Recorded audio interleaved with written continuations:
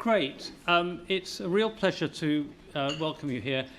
My name is Bernard Silverman, and I'm a member of the Royal Society's Diversity Committee. And it's a very interesting thing to be doing, and it's really great that the Royal Society takes all this seriously.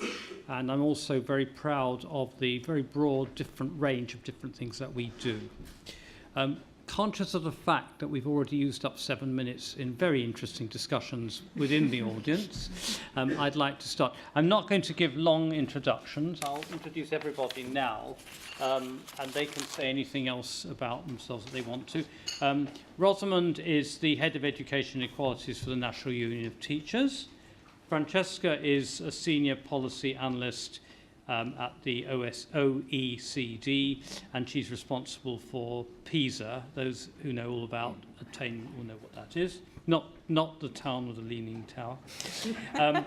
Lindsay is at the North East Local Enterprise Partnership, and she's Enterprise Coordinator.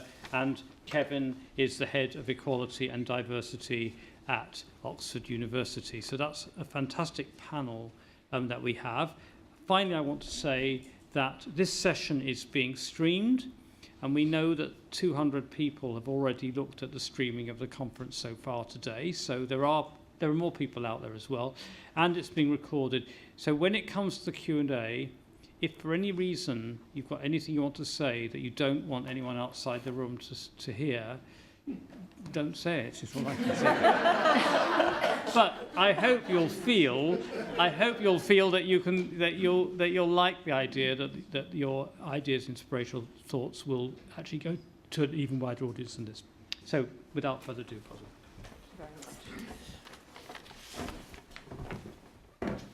Thank you very much, Chair. Good afternoon, everybody. Great to see you back. I'd like to just reiterate what the Chair said there about, I think it's so exciting that the Royal Society has got this event today focused on equality and diversity.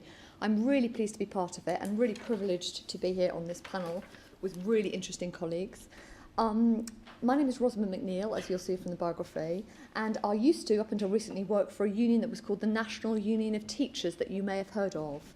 Need to just explain that we've actually amalgamated very recently with another really good union, the Association of Teachers and Lecturers, that people used to call the ATL. So the NUT and the ATL have now amalgamated, and we formed a new union which is called the NEU.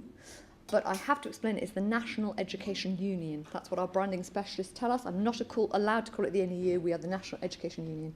So great to be here to represent teachers and to talk about teachers' perspectives and education the workforce and their perspectives on this really important area of debate. We're here today to talk about education and what it can do and what it needs to do and how it connects, I think, to some changes within society that we all very much want to see.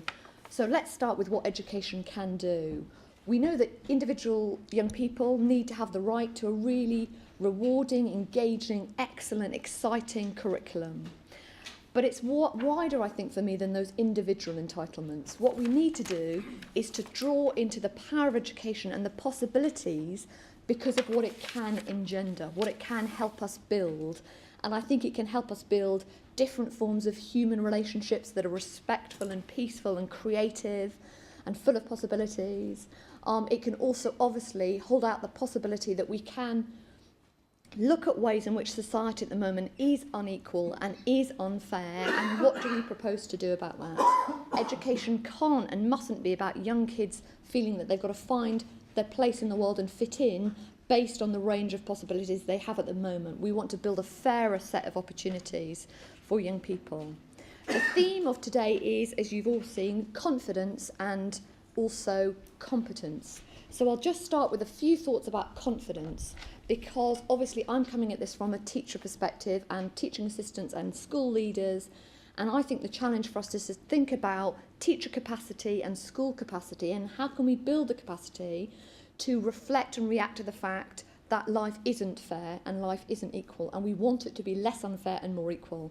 So we have to talk about and name racism, we have to talk about sexism, we have to acknowledge the power of homophobia and the fact that we have assumptions that are heteronormative, and so that people who are lesbian or gay have to decide many times a day, am I going to come out? Am I going to come out to the taxi driver? Am I going to come out to this colleague in a way that straight people just assume that, you know, straightness is the norm, and it obviously isn't. We have to talk about class and poverty as well, and the really serious, entrenched ways in which poverty and the fact that we have so many children and families under the poverty line is an immediate issue that we have to look at straight on. To get here today, I left Charing Cross Tube, and I kind of thought, right, I'm going to Pall Mall, where am I going? And I thought, oh, I need exit 3, and I went down a tunnel, and there were 4 people there in sleeping bags on the floor looking up at me. Those people have got nowhere to sleep tonight. They were cold, they were hungry, they were very excluded from these discussions and from our society. And where are they going to sleep tonight?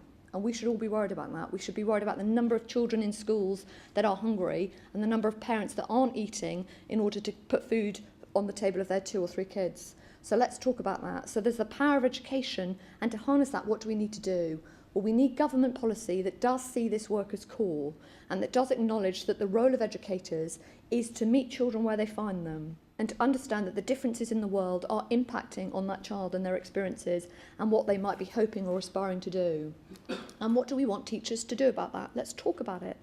So we need a core part, obviously, of initial teacher education, and then the experiences of teaching once you're in the job to be about what are we doing within our school and how are we using the opportunities in the curriculum across the piece. And as a teacher of science, a teacher of maths, a teacher of English, what is the role that every teacher has to play in the language that they use so that they're not reinforcing and that they are problematising and breaking up the stereotypes about race that lead to racism, the stereotypes about girls and boys. I loved and was fascinated by that keynote earlier. And I spend a lot of time at conferences about gender and gender stereotypes and sexism. And you kind of think, oh, I know about sexism, I know what it is.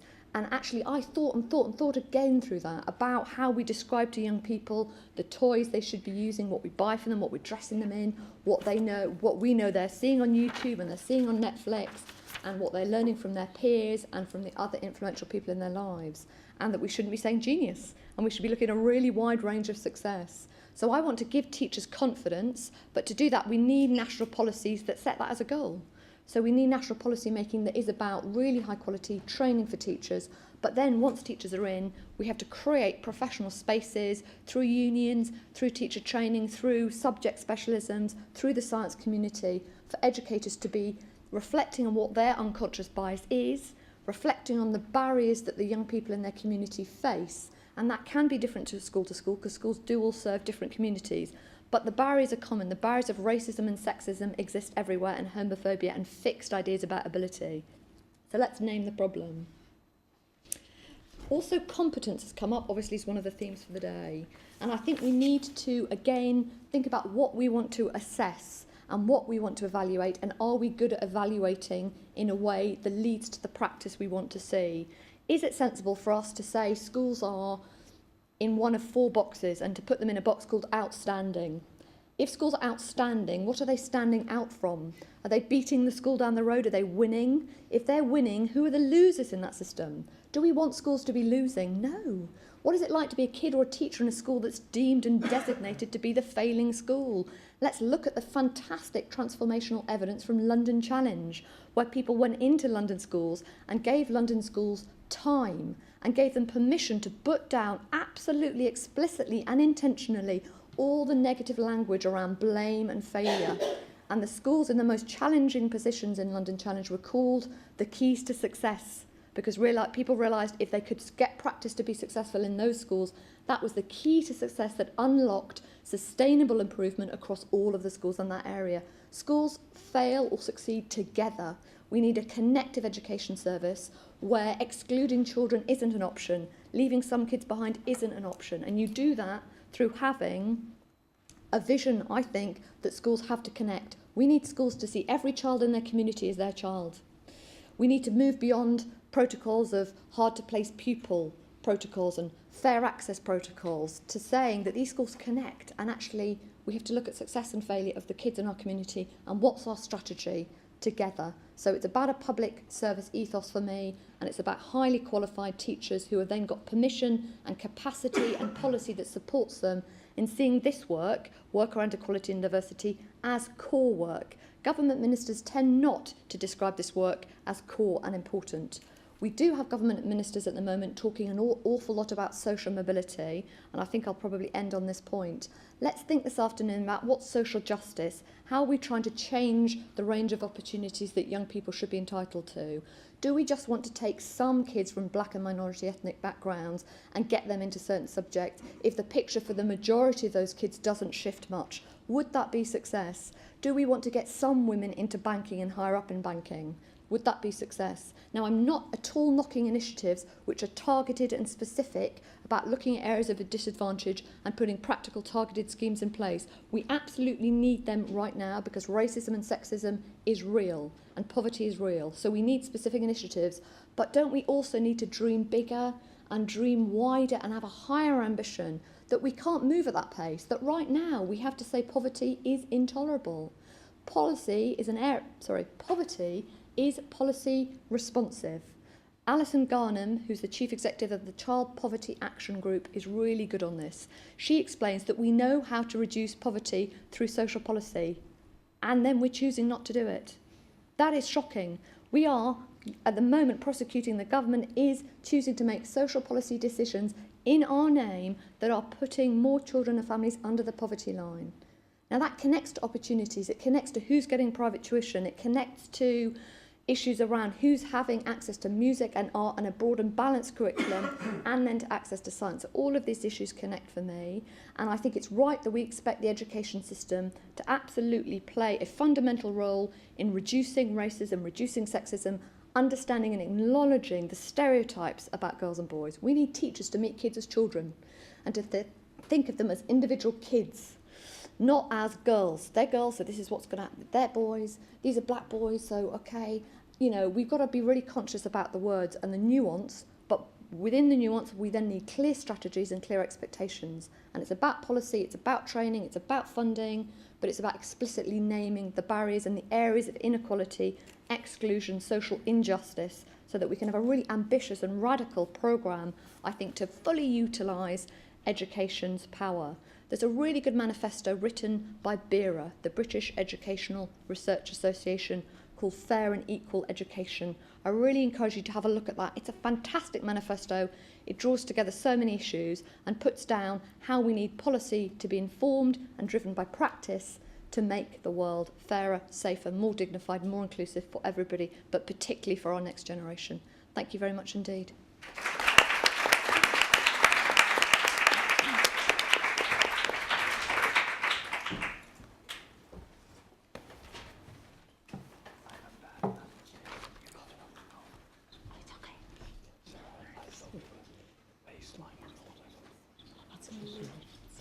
So just put it to air on the side.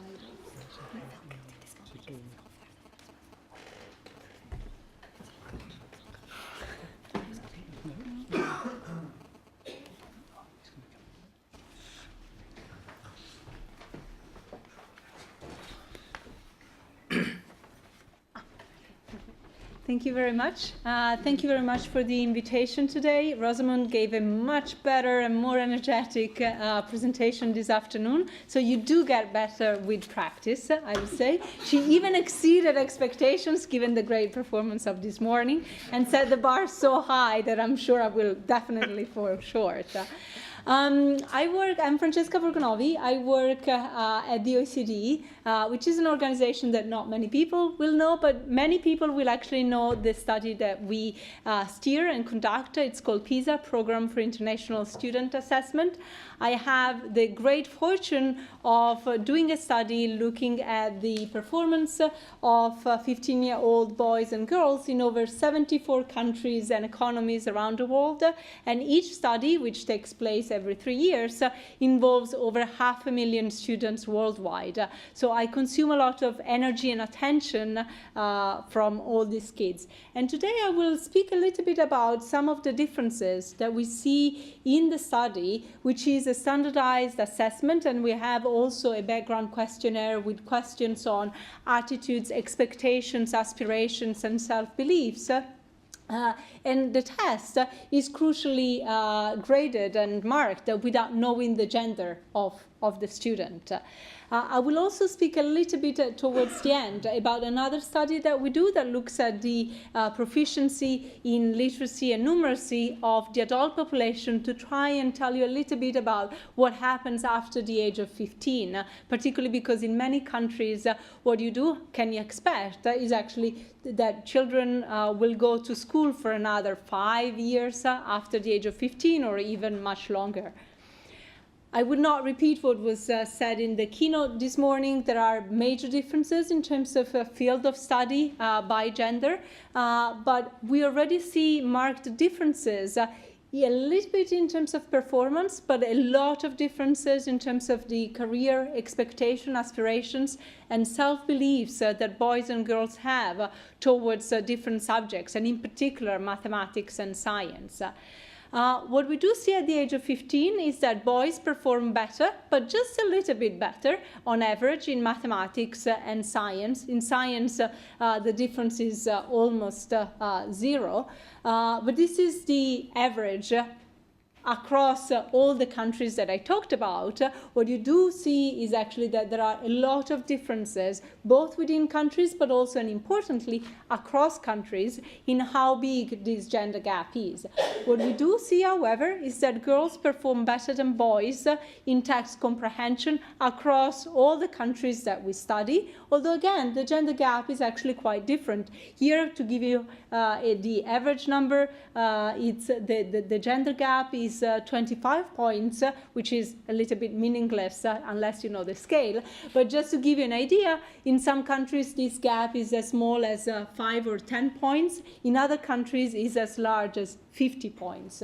One thing to note is that actually this gap is this quote-unquote small because the test was actually conducted on a computer, and in digital literacy the girls do comparatively less well. When we do conduct a study on paper, the gender gap it tends to be much wider, even wider than what you observe here.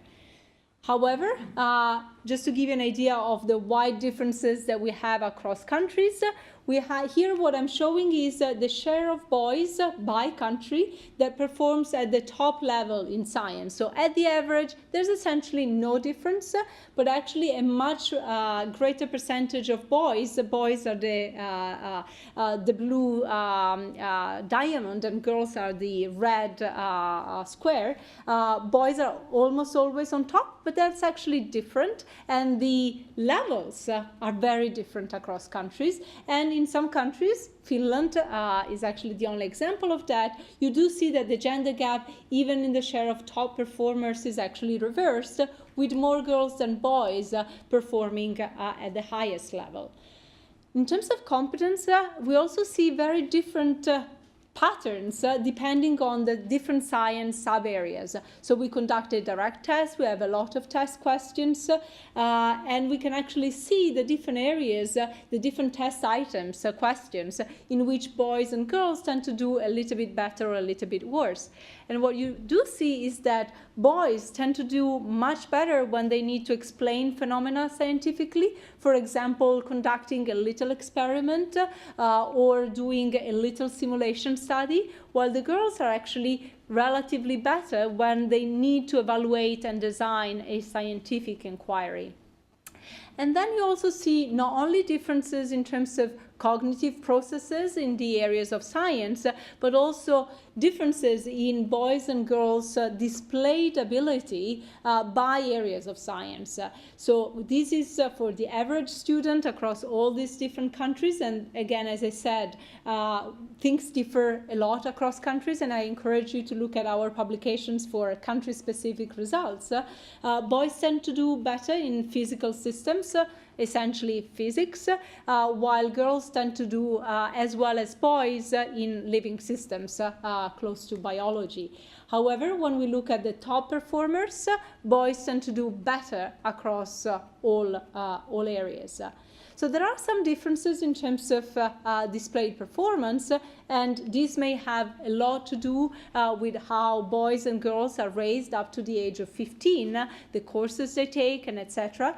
But when we compare boys and girls who actually have the same displayed performance in the test, and we ask them about their own perceptions of ability in problems that they just solved.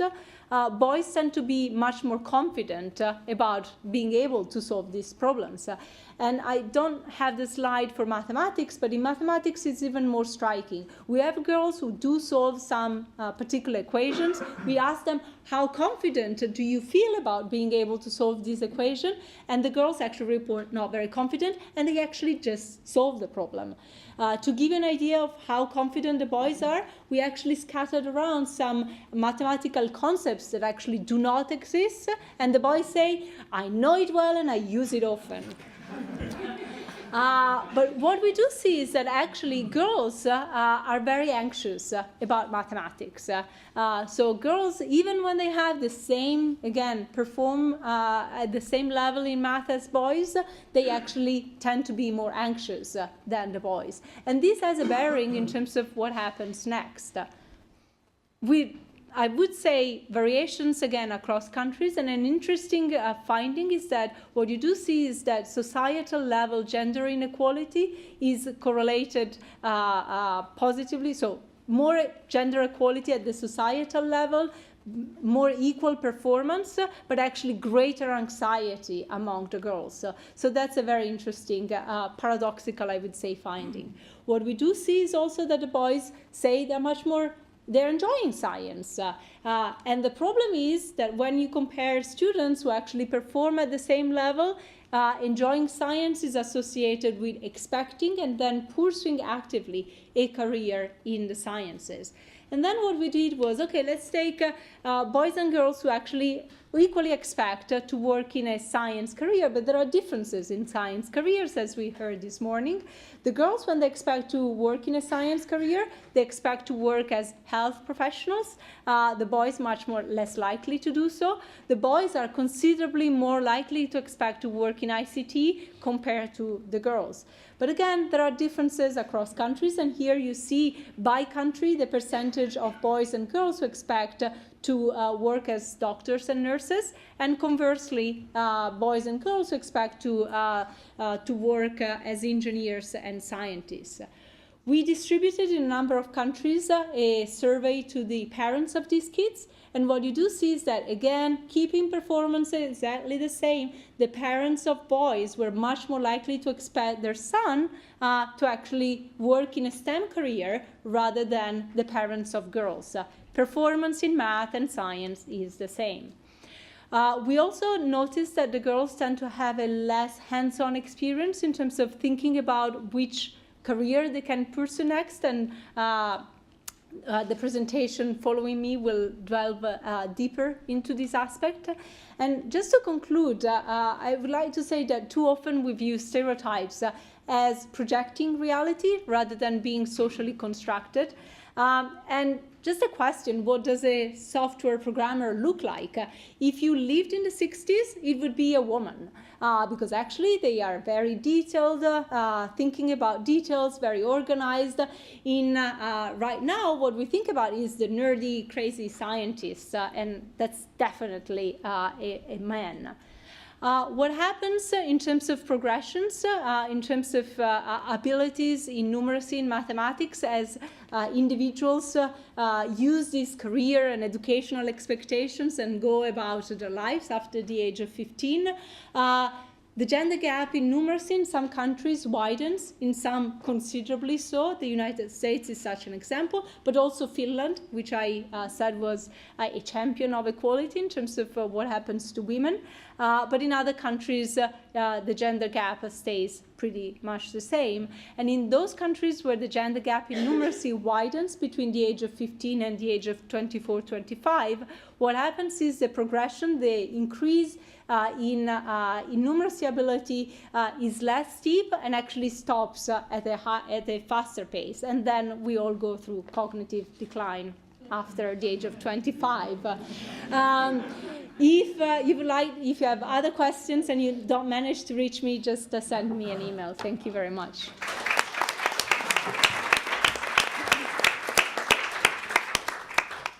So anyone my age or older who wants to ask a question at the end, write it down, because cognitive decline is epidemic. Our next speaker. Slide change over here. I'm in the middle there. Got that one there. Yeah. You're using PowerPoint, and we need to put on. Slideshow. So it's that one there. Beginning. From Fabulous, thank you. Right, well, You've actually got more than 10. all right, fabulous, great stuff. Right, good afternoon. My name's Lindsay Joy and I've come from the North East Local Enterprise Partnership. We're based in Newcastle, but we look after 7 local authority areas that surround us. I'm an enterprise coordinator there, which means I work primarily to implement the Good Career Guidance benchmarks and bring senior people from business together with senior leadership teams within school to implement those together. I'm going to talk about the transformational change within our secondary schools and colleges that the Good Career Guidance benchmarks has led us to, and how the benchmarks are inspiring action around career reform within schools and colleges to challenge exactly some of the stereotypes that you've been talking about today and tackling diversity issues more widely. So it's a bit of a practical approach to combating these themes. But I'm just going to lay my soul bare a little bit. This is me when I was 13, just break the ice with you. There's my birthday cake, proves it. I was thinking about what I wanted to do next. I was being asked to choose my GCSE subjects. I was thinking, what do I want to be when I grow up? Now, I'm from a little fishing village in rural Northumberland. So my networks that I went to chat to included my grandfather, who was a fisherman, a Coble fisherman, would you believe it or not? I'm going to be very northern when I finish this piece, by the way. My father, who was an ex-miner, my mum's a shopkeeper, my grandma a retired housewife. Inspiring people, salt of the earth, hard working, but not your typical engineers or from science or from exciting kind of backgrounds that I hadn't even fathomed. Career guidance was very limited. I thought about sixth form. In fact, I did go into sixth form. I went to university, but I didn't think about apprenticeships because that was for the naughty kids.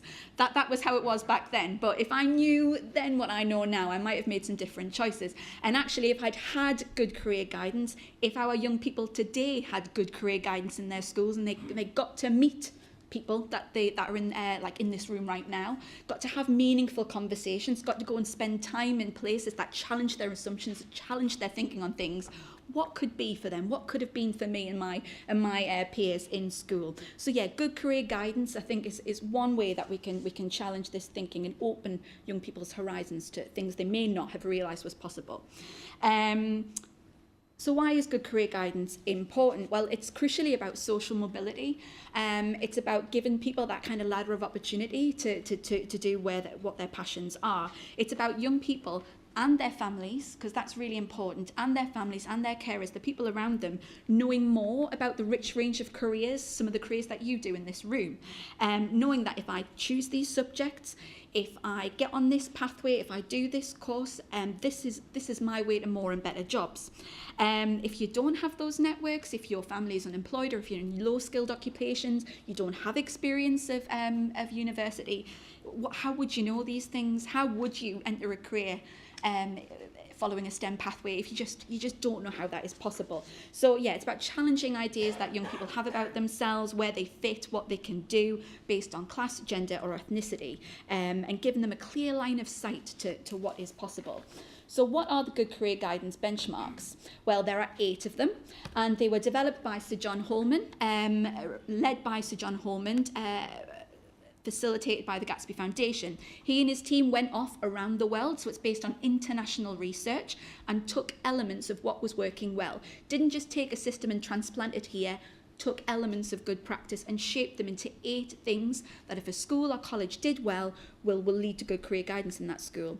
He wanted to get a baseline of evidence, so he surveyed 10% of English state schools just to see how the land lay, and what is good at the moment, and then commissioned the pilot. North East LEP won the opportunity, delighted to do so, and we've just concluded that in July.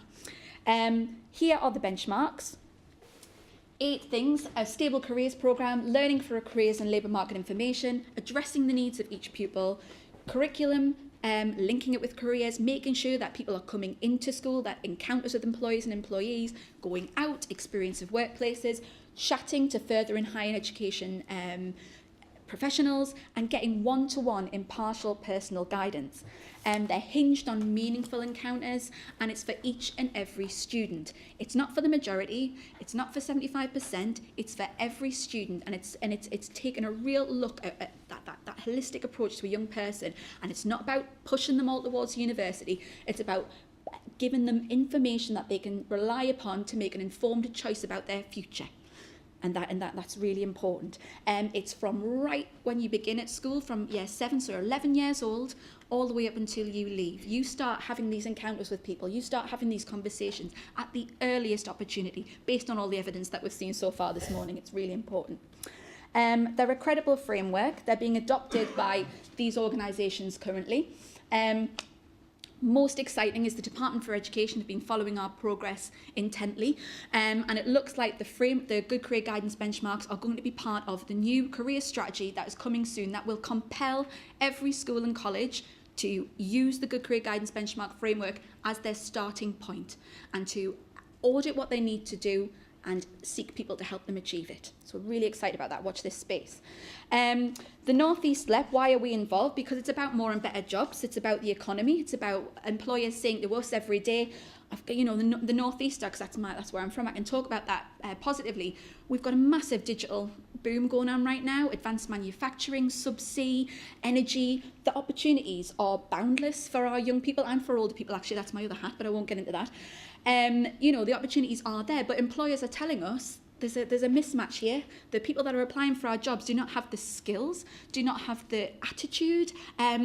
Qualifications are important, but they're talking about what sets candidates ahead, or gives them that kind of edge. Those things are important. So we've taken it back to school, and we've said that, right, we'll use this framework to get these messages, to lead to these encounters, so that there's a pipeline of talent coming through to build our economy and make these businesses strong and give them really quite fruitful careers.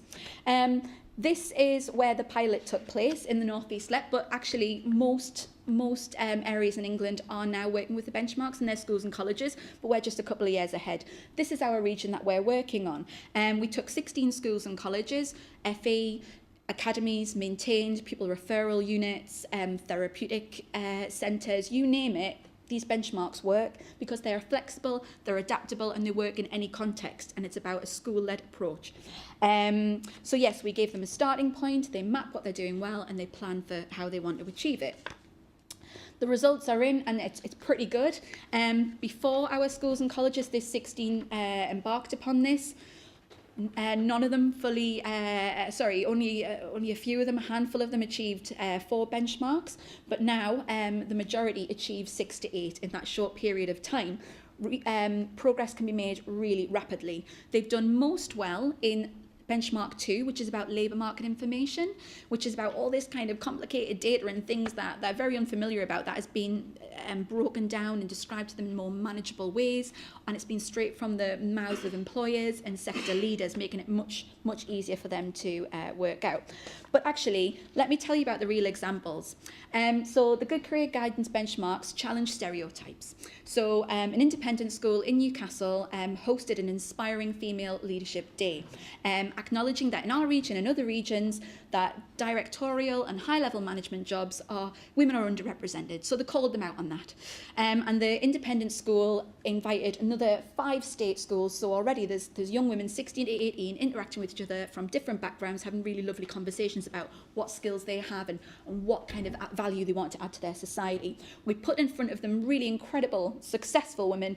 I don't know if you recognise Jacqueline de Rogers. She gets around quite a lot. She's a pioneer of Tech UK and from other industries. I should say it's not just all about STEM, actually. It's about all interests of young people and what they're passionate about. And we said to them, in the next 10 years, here's the jobs, here's the roles that's available, we need you. So that was just an inspirational event, and the young women got a lot out of it. It's about collaboration. It's about, actually, if you're asking teachers in their classrooms to talk about careers, oh my goodness, you can see the blood drain from their faces, especially if they've been in the classroom for about 10, 15 years, or even if they've been in the classroom just for a few years, things move fast. So actually put the support around the teachers, benchmark for careers with curriculum, sit them down around a table with employers, with universities, with colleges, curriculum plan, boom, ideas come out of that back into the school. So we're not asking teachers to consider this another thing to do. It's trying to become part of their practice and realise how what they're teaching links to that next step for that young person. And we're having lots of success around that. Get teachers, get young people into the workplace, get teachers into the workplace. So we've been really successful piloting teacher externships where they go and spend a day in industry and they bring that back and they link it to project-based learning, and there's a lovely relationship that's formed with that business. Get businesses into the school, hosting business breakfasts and the like. Diversity, inspiring diversity. So I work on the Enterprise Advisor Network initiative. Northumbrian Water, their HR director is an enterprise advisor, matched with a special educational needs school in County Durham, the Oaks.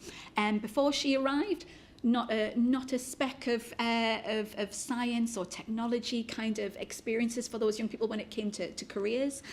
Since she's joined, they now have STEM weeks. She's championing them in the wider business community, and people are coming in and talking to them and really selling the uniqueness of those young people and saying, these young people have a place in your workplace, etc., etc. And the HR director at Northumbrian Water gets something out of it as well, because she's got a re-education there. She came to me and said, I need to do this better within my business. We're not doing very well at this.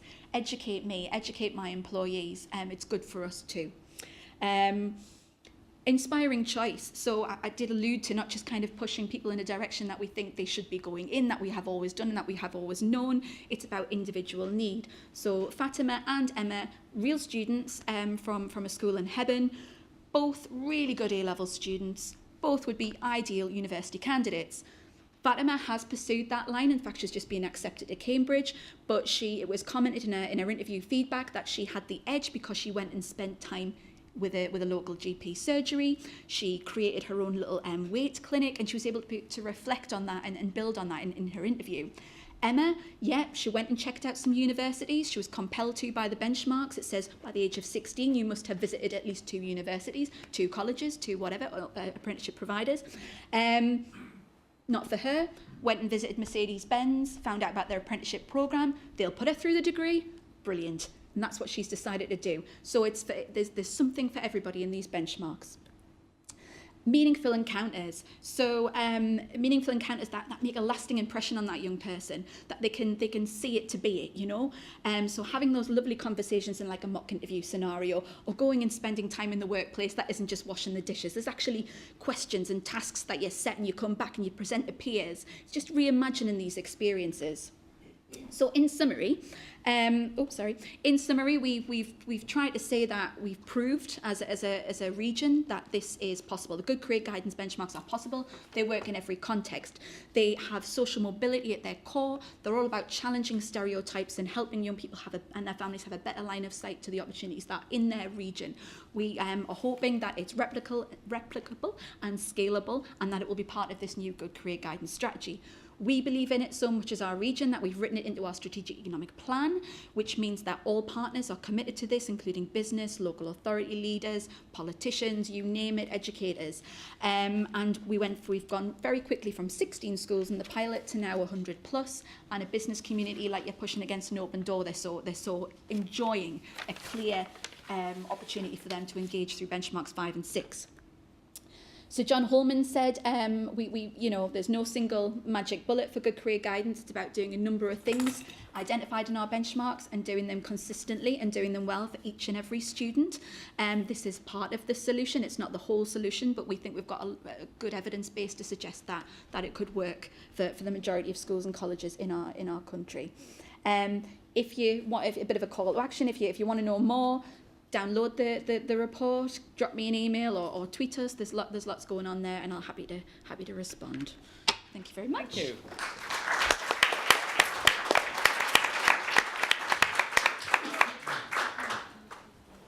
Come in.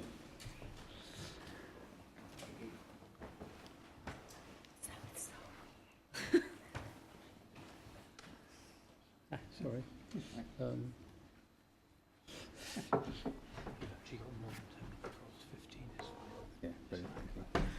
Good afternoon. We've heard a lot of theoretical and high-level data, and I'm here to talk about something very practical at a ground level, a project that the Windsor Fellowship ran with and runs with the Royal Society. Now, before I start, I was introduced as being from the University of Oxford, and I want to first acknowledge a thing that is very important to people working in higher education, but also the public sector, which is flexible working.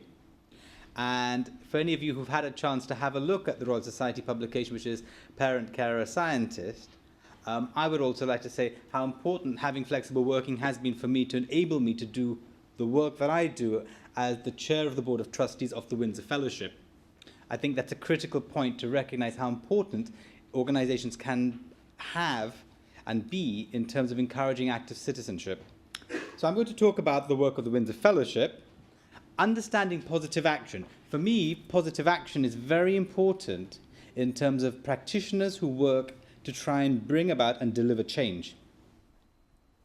Now, there's often a fear around it, so I want to explore a little bit about what that looks like. And then I'm going to talk a little bit about the Destination STEM programme and what it's achieved for the individuals who've participated in it in terms of securing the pipeline into STEM degrees. So the Windsor Fellowship was set up in the aftermath of the 1981 riots. We were established at a conference at Windsor Castle, and it was a response of trying to bring together community who felt excluded and unheard, business and government which said that actually people from black communities don't apply to us. And what we were aimed to do is to be a bridge between the two. And through a series of different interventions from the age of 11 into employment, we seek to do three fundamental things in everything that we do. Secure educational attainment, ensure that education attainment and potential is realized, develop active citizens, because we actually believe that it is through participation in society that we improve societal cohesion, and career-focused employment. Because when we say that education is important, it needs to be demonstrated and credible in our communities that it pays. And so what we've done for the last 31 years operationally and 33 years since we were set up is strive to do this. Now, I'm going to move on to positive action. And I think positive action needs to be cleared up. I hope around the room there isn't much confusion that it isn't affirmative action.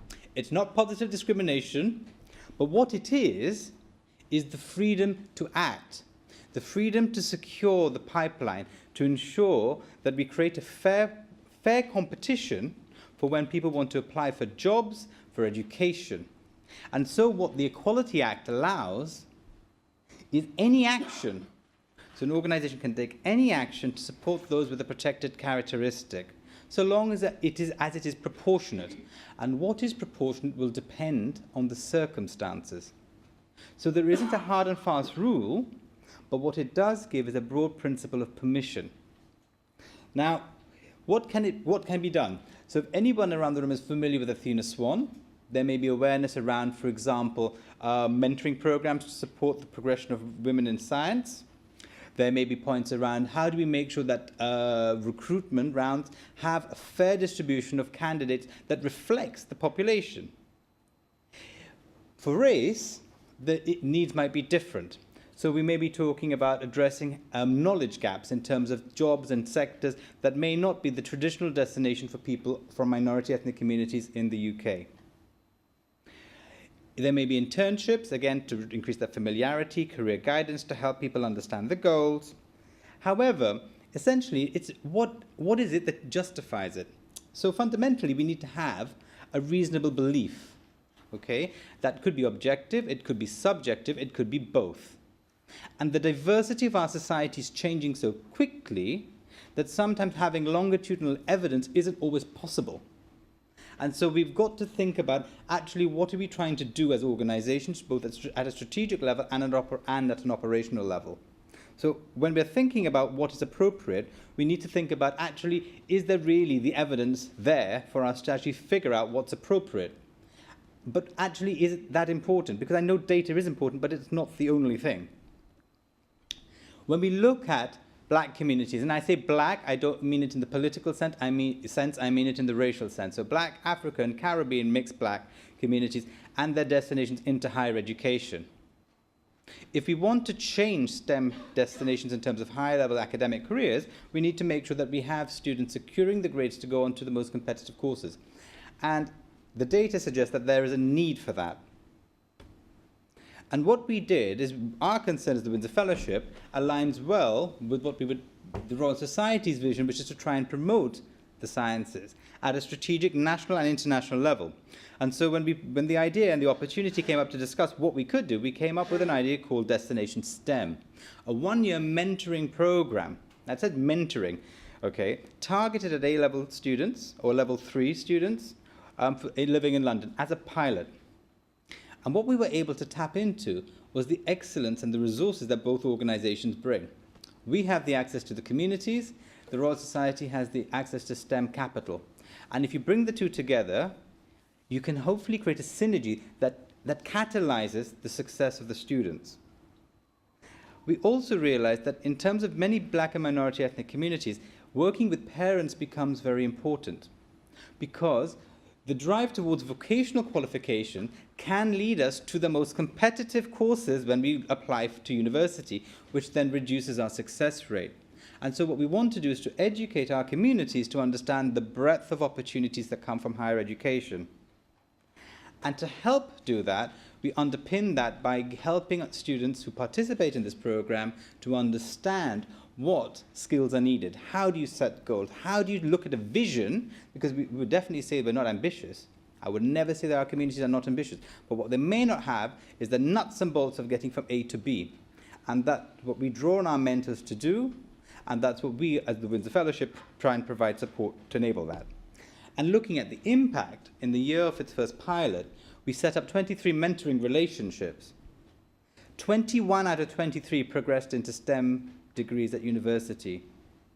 21 out of 23, so we secured the pipeline. 2 are taking gap years because they want to apply for medicine. 17 are, after 23, are at Russell Group universities. Now, I draw that distinction because when you look at the research that's come out of Southampton, Bath University recently, that says black and minority ethnic communities are much more likely to study at post-92 universities. And if we want to create tomorrow's research community, we want to make sure that we give those students the best opportunities to do that. And it's also win-win, because initially they thought of the mentors, and we've got a really good cohort of mentors who've been trained and have worked with us and have asked lots of questions. How do we do this? Because they don't look anything like the students we're supporting. A good point was to ask them, what did we think they were going to get out? And I always say you vote with your feet. 14 out of 23 are coming back for the second pilot. That's a testament to what they perceive the value to be. And it's also the broader sense of knowledge. 1 out of 19 of the students could actually name 3 male and 3 female scientists when they started the first seminar. We shifted that knowledge gap to 20 out of 21. The fellows have been creating a wall of knowledge for themselves, of empowering black role model scientists who can actually inspire them. And they're creating this web page which they want to launch as part of the project that they're giving back to the community that says, we are black and there are scientists like us, and we want to be able to show that to you. But more importantly, when you're talking about people who are passionate about STEM, they may be outliers in their own communities and in their own schools. And what we've created is a network to sustain each other, provide support, provide exam tips. How do you navigate problem teachers who don't like you and don't tell you what you want to hear? And I spend my weekends with the students. So I spent last Saturday with the students, and I tell you that the transition for our second pilot has seen how A-levels are so very different from GCSEs. And the challenges of adjusting to that, where you don't feel like the subject is speaking to you, and also that the subject doesn't see you as being relevant necessarily. And it's been very inspiring. All of the mentees have visited their workplaces. The bottom photograph there is the dissection of brains. When I first saw the photograph, I was a little bit squeamish, okay? But the brains are there. And the fellows are saying, oh, yeah, they were so interesting. We took a group of us, we went to see them. But every single mentor has gone above and beyond what they committed to. And the testimonials are much more profound. We had a launch event for the second-year pilot that was held in this very room, in fact. And for the students, hearing their journey about actually how the program helped them realize what they could do. And actually, from our perspective, how are we going to change tomorrow's and create tomorrow's leaders for our society? And I think the program has helped us to do that at a very small level because we know there's a problem. It's one solution, but the benefits for those who are able to access the opportunity are so profound and so transformational that actually, from our perspective as community, it's a really good commitment. These are the courses, a whole range of different courses. You'll see we've tried to ensure that the students can learn and secure their academic success.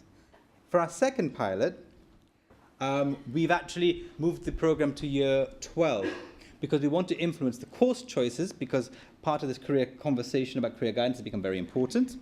And secondly, we wanted to ensure that we could support the students in the preparation for their UCAS applications, so that they think about universities that they may not have thought about. And that's a challenge, because in my other hat, I'm also fully aware that from an Oxford perspective, many students don't apply to us. And the question has to be why, because they may have the grades, but they don't apply. So we've got some work to do there. Back to the Windsor Fellowship. What I would often say is that positive action is an opportunity. Don't be frightened of it. And don't be worried about thinking things that we don't often do, because race is quite challenging for many organizations. Engage parents and community groups. It's critical. Parental engagement is vital. Any work in this area, you need to do it. And also to recognize that it takes an organization a lot of effort to commit to a project like this, but also the community takes a lot of time to gain the trust. Because historically, where organizations haven't engaged, there's a relationship building that takes time. And that commitment does need time. Because we don't know, as a pilot, we're doing our second pilot this year, we don't know, obviously, what the long-term trajectory is. But we know, at the end of it, from the academic sector, that there are so few black professors in this country that we need to do something. And that is the bottom line. We need to do something to secure the pipeline. And this is our wonderful group for 2017-18. And Lonnie Johnson, an American researcher who, anybody here know the Super Soaker? Yeah, he invented the Super Soaker, and he was in London to launch the program and spoke at the launch event. And the role modeling aspect that comes in from having a black scientist in the room is immense. But I would say this, and I say this to the fellows every time, never be afraid to learn from anyone. Because if you are a minority in any type of minority, and I talk about gender particularly because in the higher education sector we've been looking at Athena Swan, you need to be open to the possibility to learn from anyone. And that's an important lesson for all of us. And on that note, I'm going to say thank you.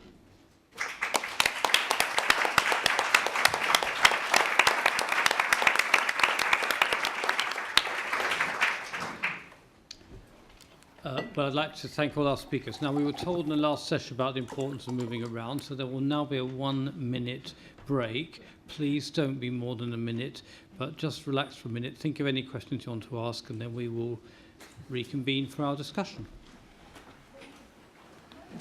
1 minute. It's just on your chair.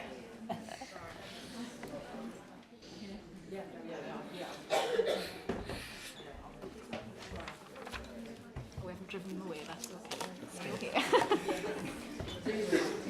Because, as you know, with children, the attention span of Just anyone so is weird. Déjà vu. Second time you said that. No, it's not. The déjà vu. I mean, sometimes you're like, oh, it's changing. That's changing. That's changing. Or it's the same. It's the same. As the last one, I'm thinking. Okay, it's now time for our question and answer discussion session. Because of the recording and streaming, although this is a small room, you are asked to use the microphones. The microphones are for the benefit of the people who are not in the room. And I don't know who would like who would like to kick off. Just behind you. Behind you. There's someone right behind you. Hello. My question is to Lindsay, if I may. I thought that was a fantastic program you talked about, and it's probably close to many of our hearts in here as well, so I was delighted to hear about it.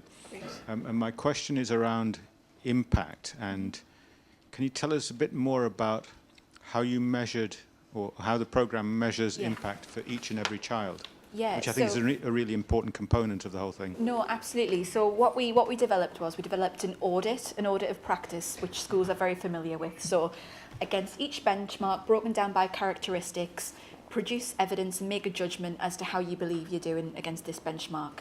They identify clearly what they're doing well, and they identify gaps. Those gaps become their action plan, and therefore it's measurable, and they work towards achieving that. A colleague whose name might be familiar to some people in the room, Ryan Gibson, he's the national facilitator of the pilot. So from the very beginning and at midway points, he would go and check progress and record that and make sure that kind of where they were doing well, that was celebrated, and where they were struggling, we put support around them. So yes, it's a really robust kind of evidence-backed framework, and that's kind of like, that's about the impact. So from the very beginning, when I said that, you know, there was elements of good practice in those schools, but very little kind of really concrete, to the end where the majority were achieving those benchmarks, we've got the evidence to support that. Yes. There was another part of the question, I've forgotten it, but that's kind of like the audit process that we put It's really in place. about drilling down into impact on each and every child. I'm a governor of a each and every school, child, so yes. So addressing the needs of young people, particularly that's benchmark 3. So where schools do not, they are compelled to track their kids. So it sounds quite a bit onerous for them, but actually they have to. So you find that schools will set up spreadsheets with young people by year group, and they will track encounters. So somebody comes in and speaks at an assembly, tracked. Somebody goes on work experience, tracked. And then as they move through their school experience, where that young person isn't getting those encounters, they can really target that support. So yeah, it really does drill it down to individual student within the school, and somebody having a responsibility within the school to do that. Usually the career leader, or an infrastructure is created where you've got kind of your leads or pastoral leaders. Somebody is responsible for that, and keeping a track of that evidence. Yeah, thank you. Uta, over there. Thank you very much. I really wanted to say how much I enjoyed your presentations. I thought it was most uplifting, and I would say the sort of key word actually is positive action. The things that are possible, that really can be done. So thank you. It was just it was joyful. It was inspiring. My question to some or all of you is, some of the programs are actually quite new and novel, and there's the enthusiasm that is so wonderful to see, and we hope that will carry on. Do you think there is a danger of if you want to do this for a long time, you could actually run out of steam, things could become stale? Would there be a way that even we could help, maybe, to make it, to continue as a sort of motor? I want to say something about the PISA studies. That is an initiative that's been going back for how many years?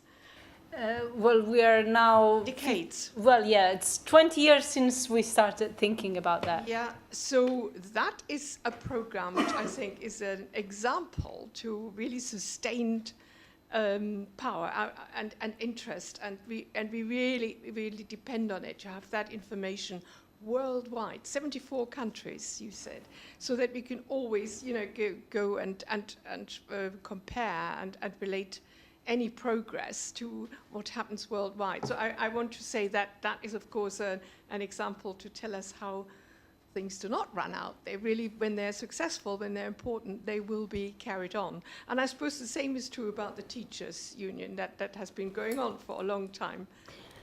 These ideals that you mentioned, I mean, they are, so wonderful and important. And again, is there something that you fear might not succeed, that we could do more to help, to make sure that these really important aims are being reached? Well, I'll go first on this one. I mean, one of the ways is actually to keep the excitement on.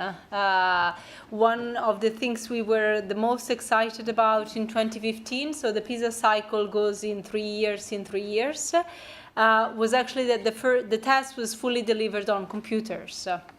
and that posed challenges in terms of tracking trends, so as to look backwards and how successive cohorts have been doing. But actually, not only it allows to monitor, for example, as I said, digital literacy, so new aspects of students' learning, but also in terms of methodological approaches, I've presented some results on the anxiety or lack of confidence that many girls have, and I was discussing over lunch with some people about the opportunities that computer delivery allows, because anytime the students make a click with a computer, you can see what's happening, how much time they're taking. And so what I'm working on is actually looking at if girls, for example, take much longer to answer, if they change the answer more frequently because they are undecided, if they want to go backwards in order to check what they're doing.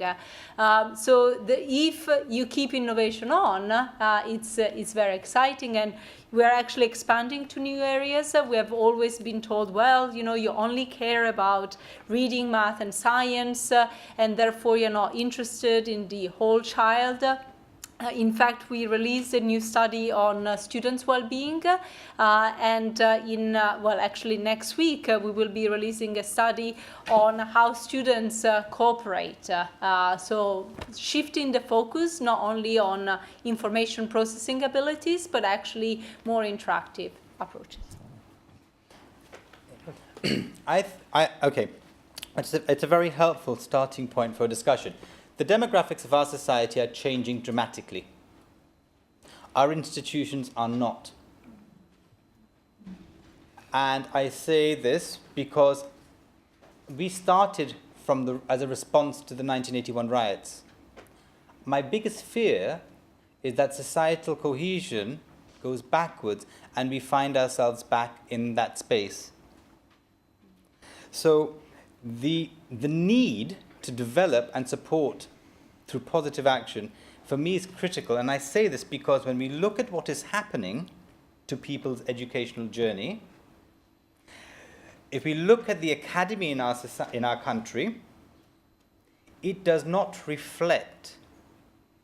And I'm always drawn to a poem that Benjamin Zephaniah said, I quoted, when he came to speak at Cambridge, whilst I was at Cambridge. And he said, most people don't like poetry because most poetry doesn't like people. And I always reflect on this because if higher education is not felt to be at the highest levels receptive to people from all communities, we have a problem. And so how do we keep these initiatives fresh? Well, we first recognize that there's a problem. We as a society are uncomfortable to deal with racism. We don't like to say it's there. And we don't have to dwell in the negative, but what we can do is say, how can we make our society better in the work that we as a single institution are doing? And that's why I would say you innovate. So we look at this, we pilot it, we see if it works. If we can secure the pipeline to the next generation, because when we're talking that there are 50 black professors or less than in the country, we clearly have some work to do. And we either do it proactively or we wait for a problem to come up in a very unpleasant way, and we don't then have the currency and the goodwill to change. So that's a challenge for us. I just would like to add, as someone who's worked across different sectors, that the sad thing for me is that in many aspects, the academic... I remember meeting someone from the police years ago, and they said, well, you know, we have all these problems in the police about not enough ethnic minorities, not women, so. And this person said to me, of course, I'm sure you don't have that sort of problem in universities, and I just kind of laughed. So universities are actually, to be blunt, worse than nearly every other institution in the country. I'm sorry to say it, but the academic institution is one of the worst in the respect that you say. That's just, I haven't got specific evidence, but that's my impression from having worked in different, when I moved from academia to the civil service, it was like a new world and really interesting. And you just realized how, you know, the world you lived in was different, especially when you work with people around you. So I would just like to echo what Karen said. I don't want to carry on with one question because a lot of people want to contribute. Okay. Does anyone want to add to this one, or do you want to just say a Well, I word? just Yeah. think, because Uta asked us very carefully there to think about sustainability and what helps sustain change, which I think is very important, because otherwise things can become initiatives that come up and then die on initiatives. And I think we've also had some of the answers from the panel. So in the way that Lindsay's described the work in the North East, that's such a sensible range of partnerships. You know, and as one of your principles you've got there, supporting the school capacity and the teacher capacity, that's the principle in which your interactions are founded, and you're working with employers and schools and other experts. Yeah. So I think it's bringing those partnerships together are so important, because then people don't burn out, they don't feel isolated, they don't feel overburdened, they don't feel it's unrealistic. So I think that's part of it. And also just collective reflection like this, because it is about keeping thinking all the time, because that gives us a sense of kind of connection and solidarity that makes more things seem possible. Great.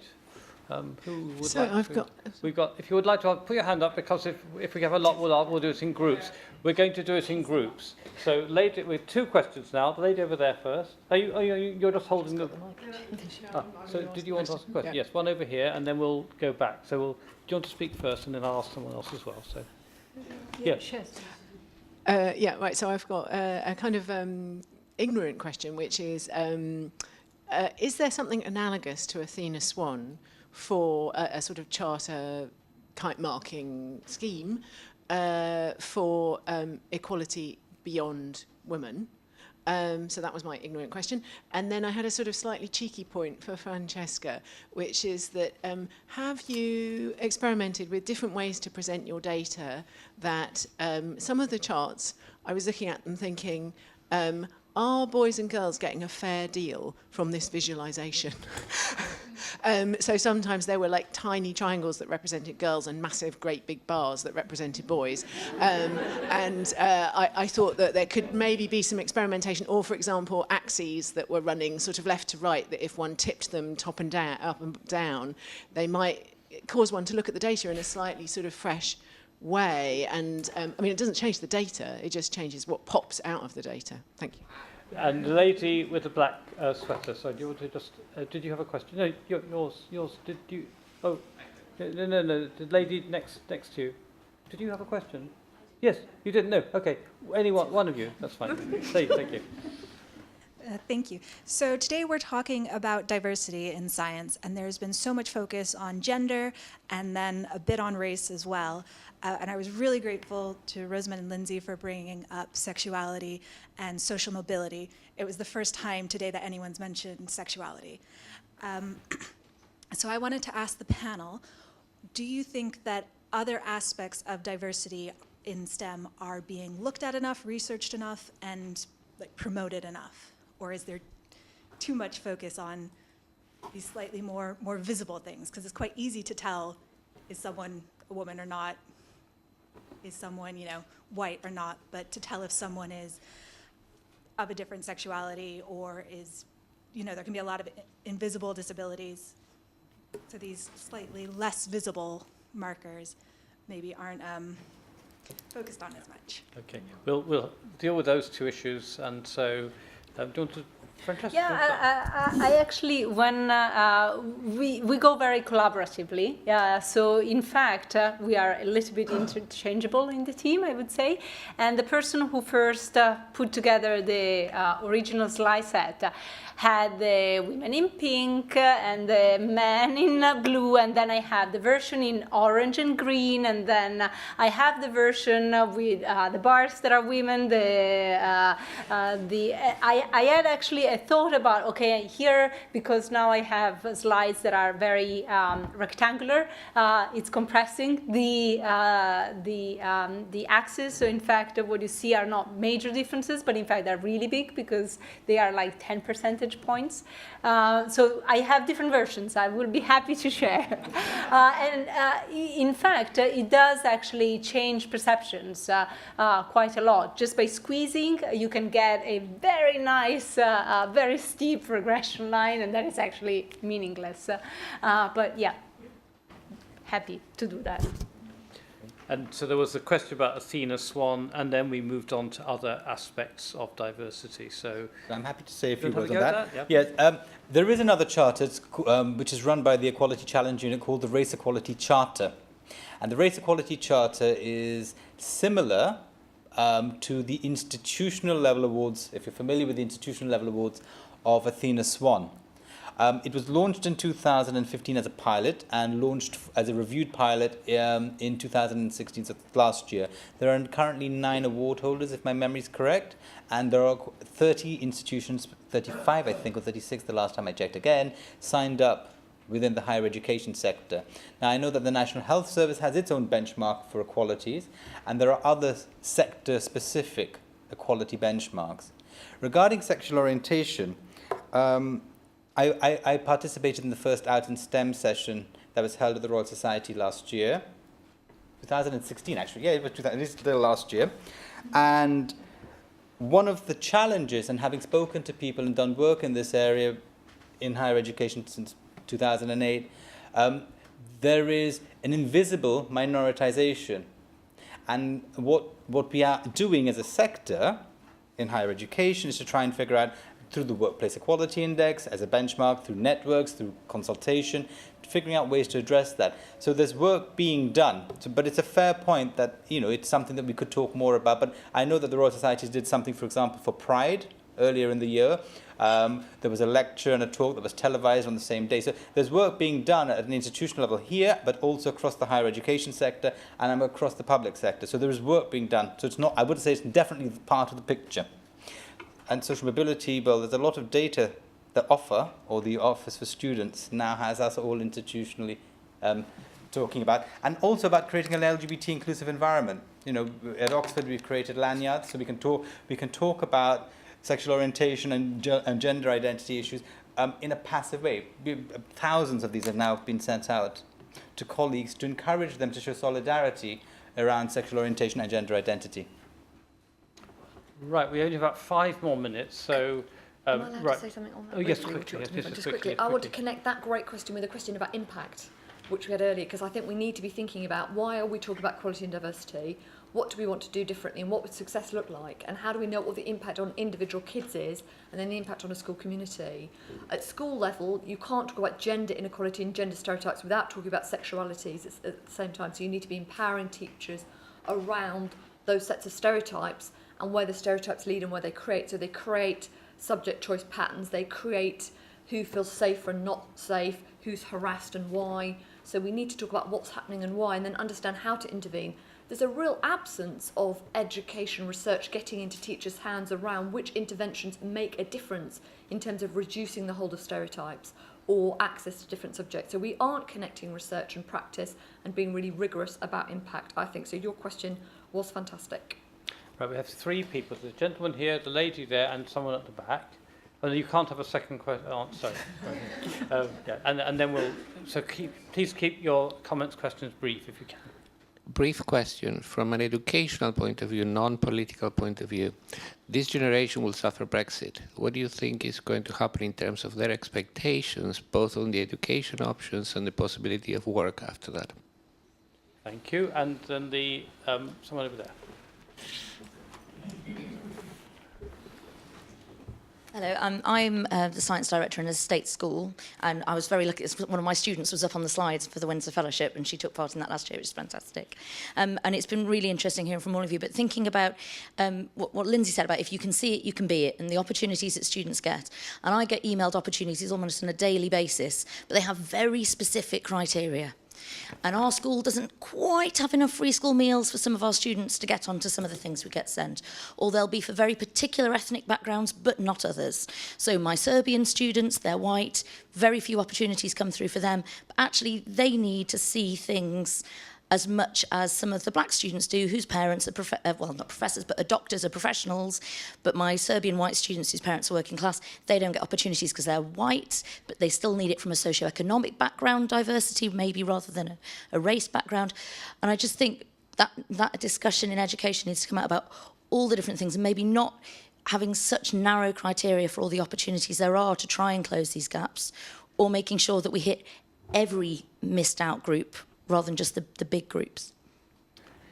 Right, so not more than 1 minute each panel, and I'll start with Rosamund. Okay, so on Brexit, I want to take that back to social mobility, because actually we don't have social mobility at the moment. And I think social mobility is used as a proxy for all kinds of things, and we need to understand what we mean. Is social mobility about getting kids from poor backgrounds and getting them to go and live somewhere else in the country? Is that success? Is that what we're going for? So Brexit, we have to be careful that it doesn't become a reason that we all accept to underfund public services, for example. So to go to your question, which is about needs-led funding, our funding settlements need to be intelligent and they need to be very responsive to need. Pupil premium started from a very sensible policy place, which was to kind of measure disadvantage accurately and to try and deliver additional resource. But pupil premium really has become now a little bit of an excuse to underfund most of the school system, and that is deeply harmful if you keep that going. And also the pupil premium money doesn't make up for the money that has disappeared from all the other services that schools need around them: youth workers, play workers, social services, educational psychologists. You've got to have a team of services around the child to be able to think that everyone gets a fair mix. But I think on social mobility, it's appropriate for us to ask, what does education need to do?